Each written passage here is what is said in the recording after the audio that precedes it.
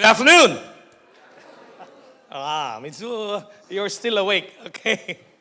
When Ms. Bustamante called me up and I asked to speak before you, I asked her what topic should I take. Then she said, Sel Clark. I told her, is that it? Yes, Sel Clark.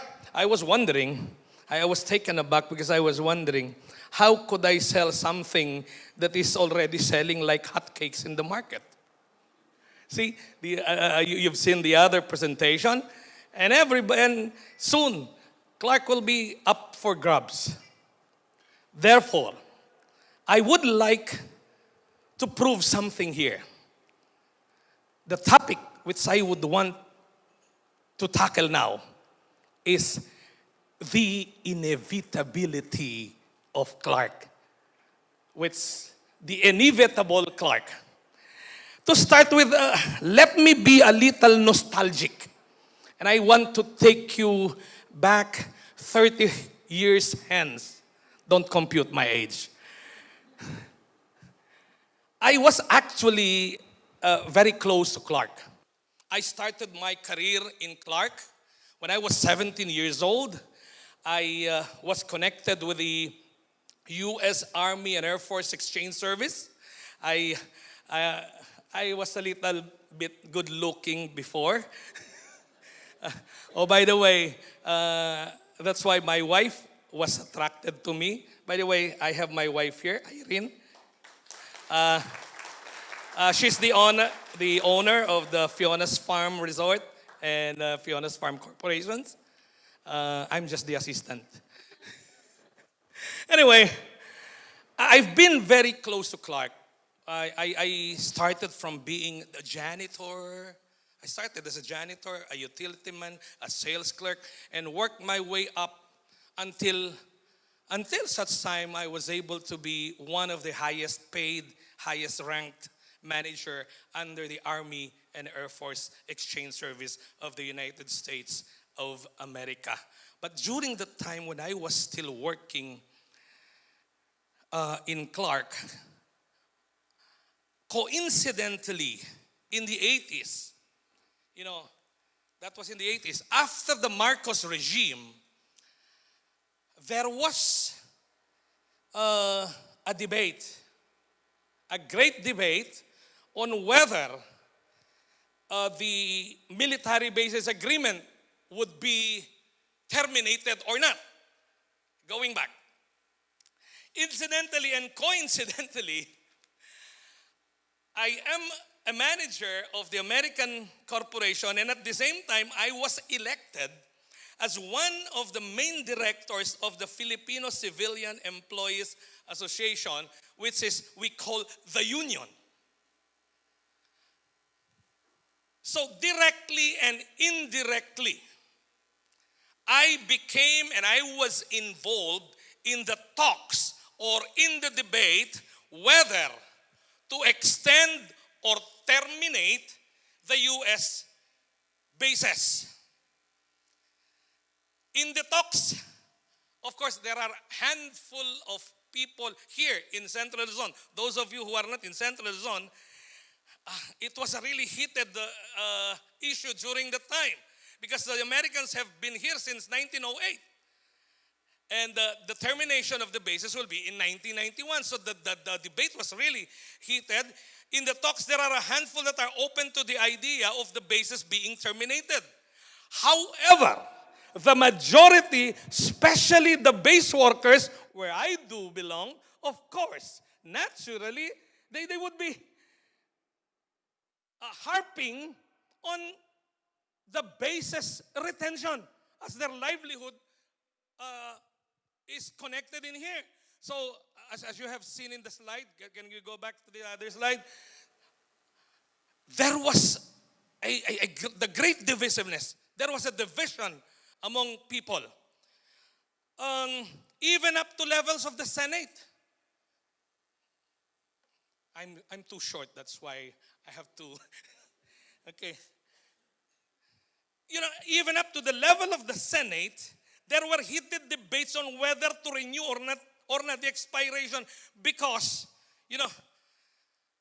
the composition of the Senate during the time, if you will take a look at it, it's composed of the nationalists and the traditionals.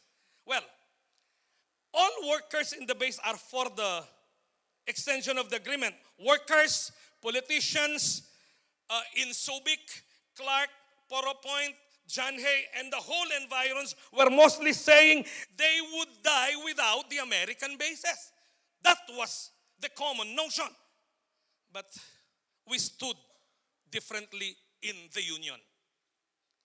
Our thesis was, since the fate of the bases is not in our hands, we might as well prepare for their pull-out. Right? That should be a sane position. But the question that was unceasingly posed to us was, what if the base will pull out? What will happen to us? What if the Senate voted no for the retention? What will happen to us? And then the next question that was posed then was, will there be life after the bases? Of course. We told them without any fear of contradiction that there is life in the bases and it might be even better. Because when something is not within your control, the sanest thing to do is to prepare for its eventuality. As the famous, if there are Americans here, the famous American soldier maxim, prepare for the worst and it will never happen. And I think it also applies in management. During that time, we believed that given the resourcefulness, the creativity of Central Luzon people, along with the beauty and the resources inside the base, it could live. There will be life. But, this is the problem. When I was saying this, that we have to prepare, we were neither for the retention or for the pull or for the expiration. But when I am saying this as one of the highest ranked manager of the Americans and as one of the highest Filipino directors in the union, it makes some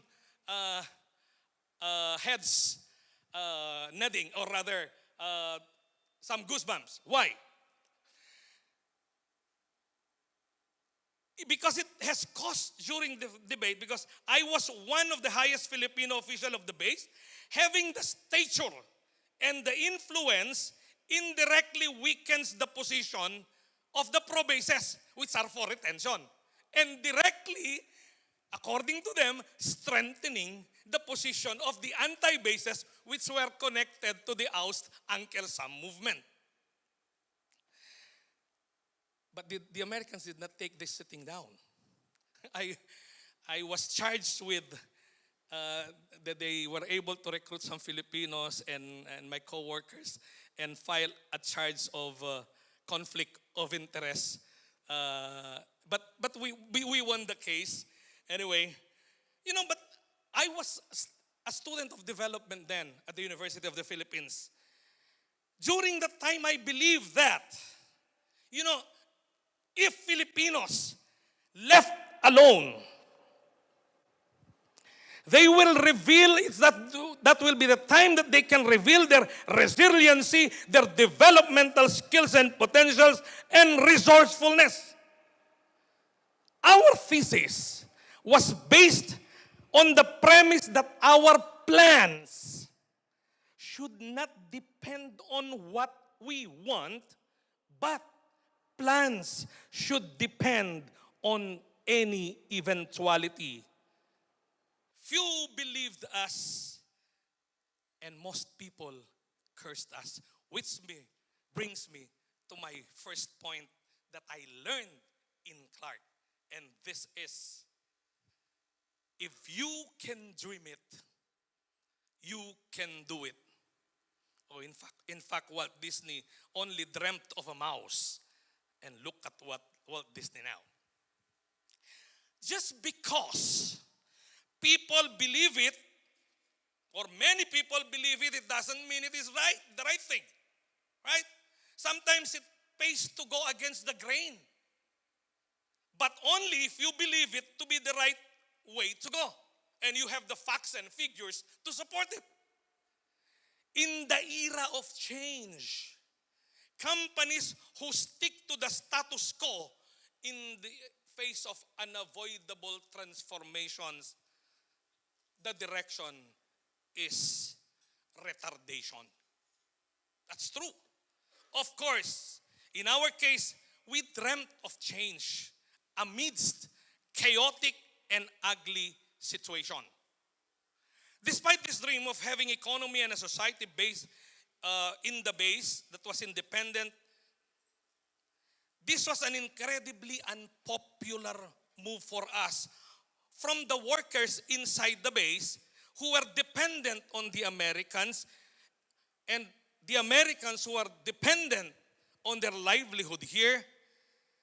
And of course, for the LGUs and other officials who are dependent on what the base could offer them, this was an unpopular move.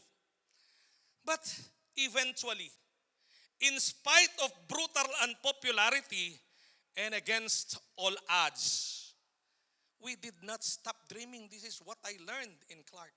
Do not stop dreaming. We were proven right in the end. Of course, my favorite movie, South Pacific or musical, according to Hammerstein, he said, you gotta have a dream. If you don't have a dream, how are you gonna make your dream come true?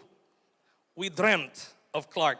The idea of booming independent economy inside the U.S. bases started with a U.S. former base workers' unpopular dream.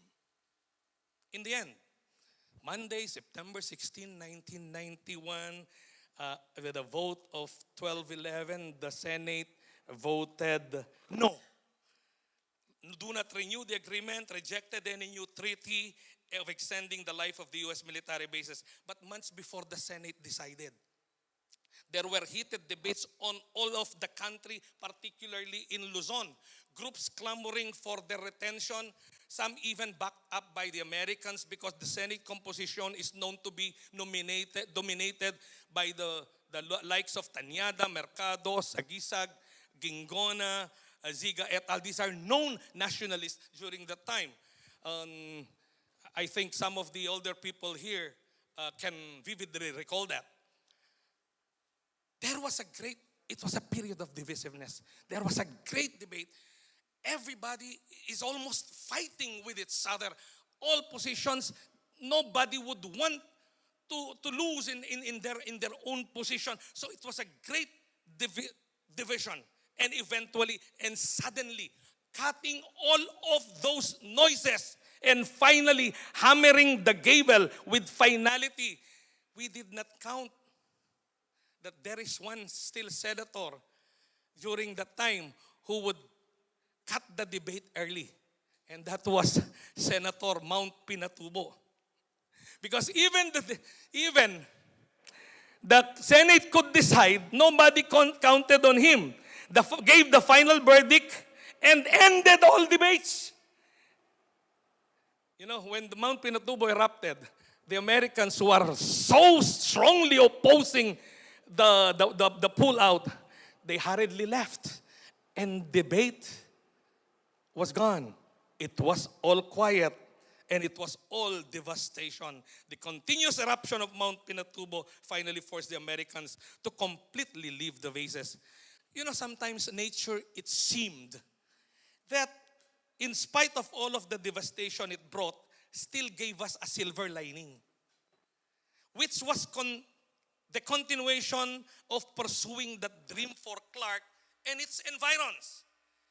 Yeah, even the mayor of Angeles City, during the time, it was Mayor Ed Pamintuan.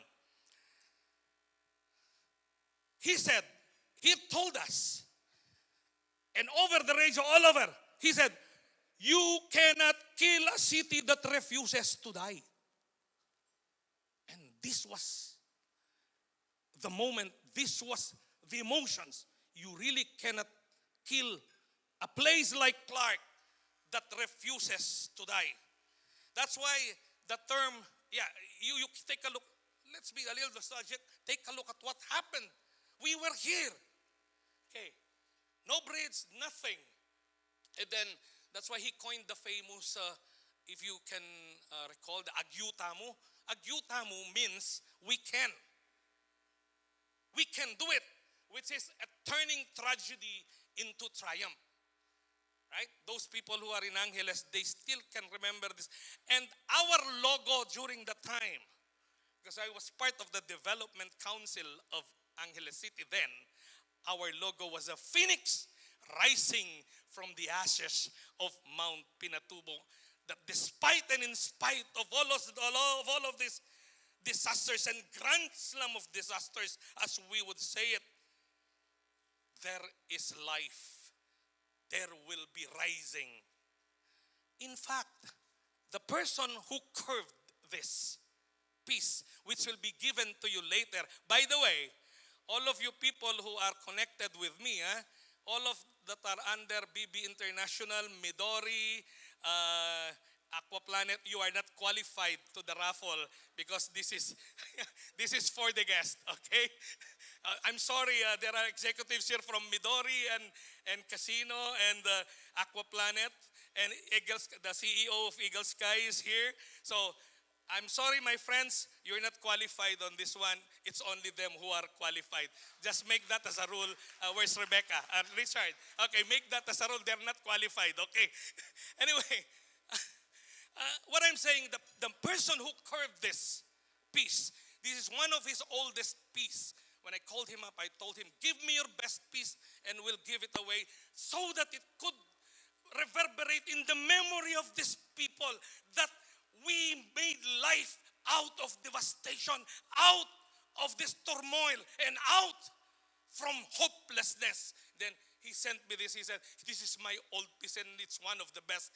And whoever gets this, remember that we rose from the ashes of Mount Pinatubo. That is Roberto Cruz. Did you know? Yes. I think that deserves a clap. And did you know that this man, in order to prove that there is life after the bases and there is life after the Mount Pinatubo eruption, he did not leave the city when everybody was leaving. He even made what is outstanding on him. He developed a golf course, designed this golf course as ruins of Rome. We did not have the chance to see that. It's a wonderful golf course. He made the rubbles and lahar in his property as part of the medium of the golf course. The old man's hopes, sturdy hope, became his ticket, our ticket to erect the pedestal, making lahar and the frustrations from the Americans living as our foundation. Of course, after all of this, when things were beginning to become normalized after all the devastation, this is the man who crafted this. He's the owner of the golf course and the Carver Furniture and the Cruise Wood Industries, which was the maker of what we were talking about, the Windsor Palace. He's the one who helped restore the Windsor Palace. Through continuous promptings, when things get normal after the eruption and after the Americans leaving, when there is no job and everything, through the continuous prompting and joint efforts of the former base workers, the local government units, the surrounding, and some concerned people, eventually gave birth to the Military Bases Act, which is now, as what you have seen in the last presentation, the Bases Conversion Development Authority, which is working on the Green City. This is the connection on the second speech. So paving the way for Clark, Subic, Poro, and John Hay Special Economic Zones. We were heard, and the rest was history.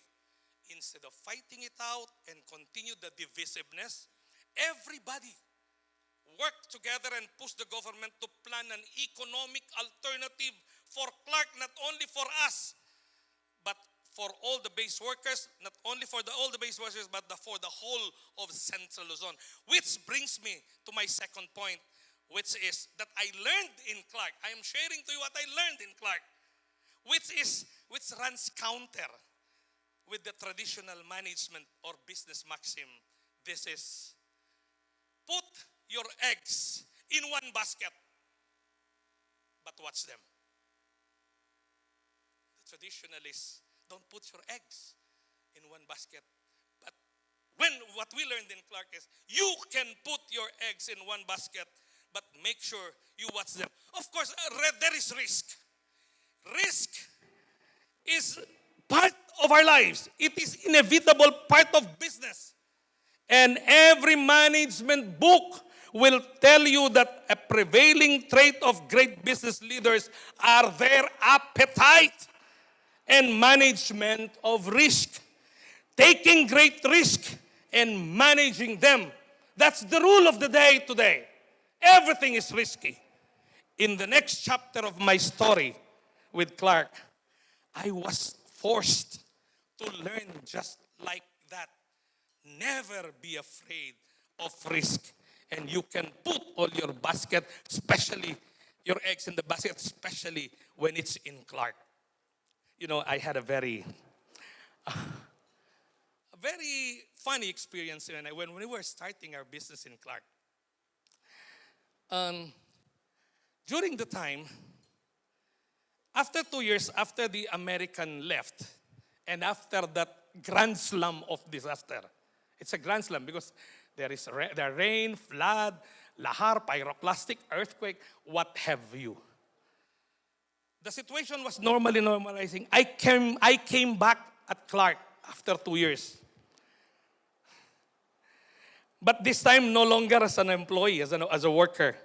But this time, in 1994, I came back in Clark as a small-time investor.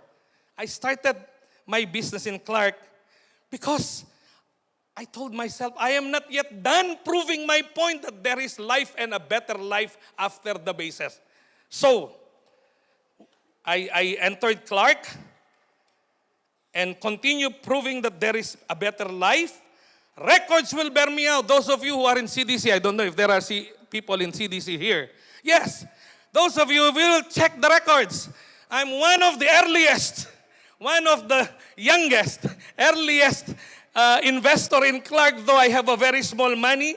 If you still remember Philly Valve Industries, where I manufactured different types of valves, industrial and home valves. If you still remember this, they're on your record. Of course, I risk everything here. All my retirement pay from the American bases and some of the money that I earned when I was working under the NGO on the rehab and rehabilitation of brought by the wrath of Mount Pinatubo. For 6 years, I manufactured industrial valves for local and few Asian clients like Taiwan. Of course, when you cannot really have a flowery experience when you are in business, the risk is always there. When WTO GATT came into picture in 2001, China became part of the WTO GATT. The complexion of business becomes different because you can no longer compete with the price. So I was forced to close shop after 6 years. That's why we closed shop. But this time I have to find a job. And the job that I have landed on was to become a professor of the 3 universities here. I taught management subjects in 3 universities here, one of which is University of the Philippines, AUF, and Holy Angel Universities. But born by the link that I had established on the Taiwanese. Mr. James Lee is here, one of the Taiwanese that was there. Mr. Edgar Lim is here. Born by that connection that I was able to establish, I did not stop selling Clark to them. I did not stop. If you remember Mr. Lim, we were here in 2004, the first meeting we had with the president of CDC during that time, who happens to be my boss also in the university because he owns the university. At the same time, he's the president of Clark. I invited all of these people to come here and to express to them that that they want to invest and we want to get a big chunk of land in Clark. But probably, I don't know, sometimes, situation can be playful. Probably seeing me, who's this guy, a small guy that in my university, seeing me, he said to these people, I can only talk to you if I will see the color of your money. We were not really given an opportunity to present our side. So hurriedly we left, but that also at the same time, I expressed to him, Sir, I am now terminated. I am resigning in your university as your professor. Took all the risk.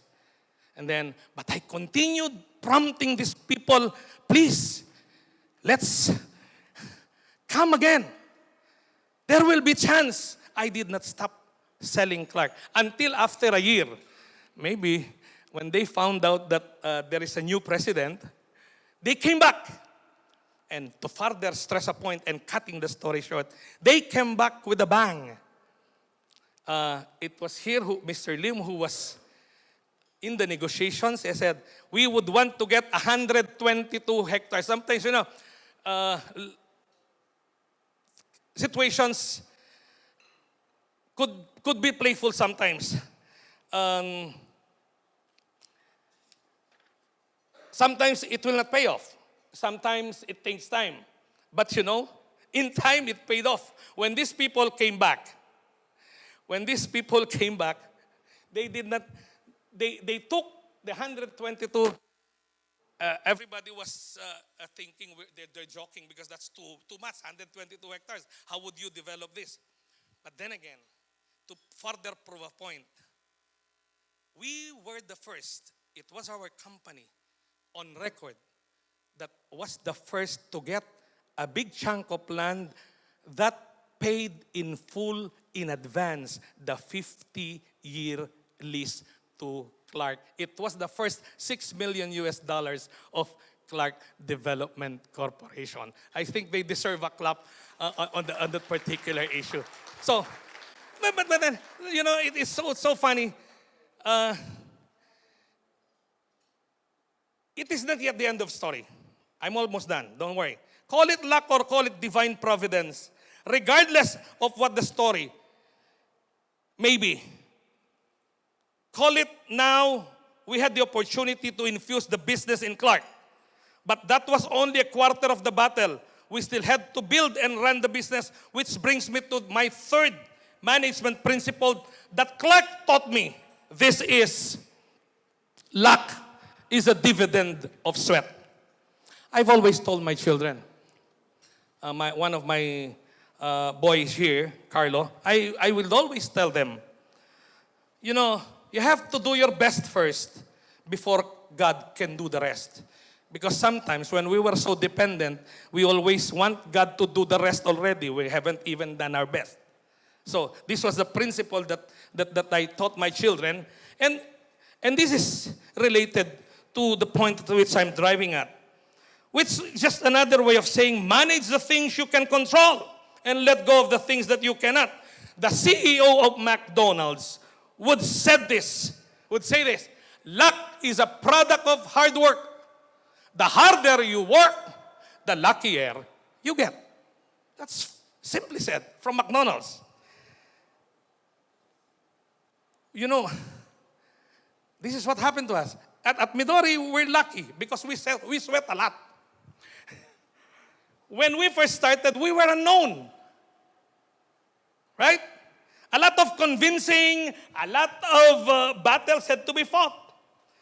No one would believe our seriousness. How could a small-time professor and a former counselor, a public servant, had a multi-billion peso corporation? He's dreaming. Yes, I was dreaming.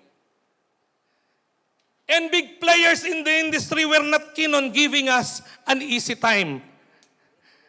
Remember our problem when we started? We were involved one big company, dragged our company into a legal battle, so not for us to be able to start. Therefore, we have to clear ourselves. We have our lawyer here, Attorney Santos, who was in that in that particular case. We don't even know what's the case, but suddenly our name was there because it's part of the bullying that we received. But then again, cutting the story short, we won the case and everything. But the only thing that we lost is our precious time. We were not able to start immediately. However, our long journey, our experiences, our sad, happy moments in business, even our downfalls, coupled with our zeal to pursue, our willingness to sweat and perspire, all of this became the very stepping stones in facing greater challenges and pressures. Yes, I believe in luck. As I have said, Midori, we were lucky because we sweat a lot. But success, especially in Clark, means not waiting for that luck to be handed to you, but building on your own luck and little by little inching your way up. In spite and despite of the innuendos, the doubts and our capacity, the bullying and our inexperience in the field, our desire to take the risk, coupled with our determination, anchored on our belief for Clark as an emerging business hub, the flame was kept burning, the flame was alive, and now we prevailed. And here we are now in Midori. Take a look at Midori. See? That started from a dream. And I tell you, ladies and gentlemen, the best place to build your dream is in Clark. Which brings me to the final and the last principle that I learned in Clark. Clark is inevitable. It will be one of the next hubs of business in the country, perhaps in the whole of Asia and in the world, whether you like it or not. Clark, it's in the writing on the wall. Clark time has come. It has been gearing up for this era, and Clark era has come for a long time now. There is where my story was made and where it will continue to be made. Just imagine. Let me just be very quick on this. Just imagine, where can you find a free port with tax incentives? Oh, Clark people, right? Good tax incentives. Located in a flat land, in a vast flat land of 122 meters above sea level. Lulubog na hala. Every places in here will be inundated. Clark will be left alone. That's why your money is safe. Secondly, it was mentioned earlier by Cora, it is the safest haven. Why? Imagine, where can you find a huge place wherein it's all fenced, every gate is guarded 24 hours a day? I don't think you can find any place like that all over the world. And, you would agree with me, aside from land is vast, we are pollution-free and traffic-free. Right? I don't have to convince you on this. Congressman Al, you're from Manila. I think you're now convinced. Okay. Now, there are no danger zones, as was mentioned later. The West Valley field is not here. It's not crossing here. It's crossing in Manila, Greater Manila area, which is like a Damocles sword hanging on their head every now and then. Why would you invest there? Oh no, I'm sorry. I'm not trying to. Manila has reached its optimum capacity. It's okay. I just want to catch people from Manila here. Anyway, another thing. It was also mentioned, road networks, NLEX, SCTEX. You know, when we were doing the water park, we were only counting on around 12 million potential clients all over. But when Tiplex was done, there's another 5 million additional clients. in the north because north travel now is so easy to Clark. Meaning to say, where can you find a place where we have the highest literacy in the country? And where can you find a place that almost all people, even the tricycle drivers, are speaking English because we were used to the Americans? And these are some of the advantages. Where can you find a place where skilled and hospitable, skilled Kapampangans, hospitable people, and you know, let's talk about the built-in infrastructures. Where can you find some places that roofs are bomb-proof? And where can you find an airport that its design capacity can be extended from 4 million to 7 million up to 15 million passenger capacity? And we're ready for this because trying to compare, this is what on a Google map is Clark. You have 2,300 hectares in the airport and it's still expandable. You will not hit anything. Let's compare it to Manila. In Manila, you have 800 hectares no longer expandable because the red lines there, the red figures there are already houses. That's why if you will have A380 there that will fly, some of the roofs will be flying also at the same time. I'm not trying to demean Manila. What I'm trying to say now is, let's admit it. Manila is already congested. Metro Manila is already congested. We're not getting the business there. We only want the surpluses that you can no longer accommodate. Because right now, at present, in the airport alone, which was designed after the Columbia, which currently it can accommodate the A380 wide-bodied airplanes. Right now, we're at 4 million passenger capacity and we're only using 800 to 1 million. Meaning to say, it's a welcome development if they would be transferring all the flights from, it will take some time for us, but it will be very beneficial if they will be transferring, as pronounced by the President, the domestic. And more importantly, this is very important. That's why it's inevitable. The Duterte government directions. Why am I saying this? Here. Let me just pass on this one. 4 million at present, we can expand up to 15 million capacity. You know, people are saying, oh, they would want to build a new airport in somewhere in the south. I am not an expert in aviation, but for people who are expert in aviation, this is what they were saying me. They were telling me.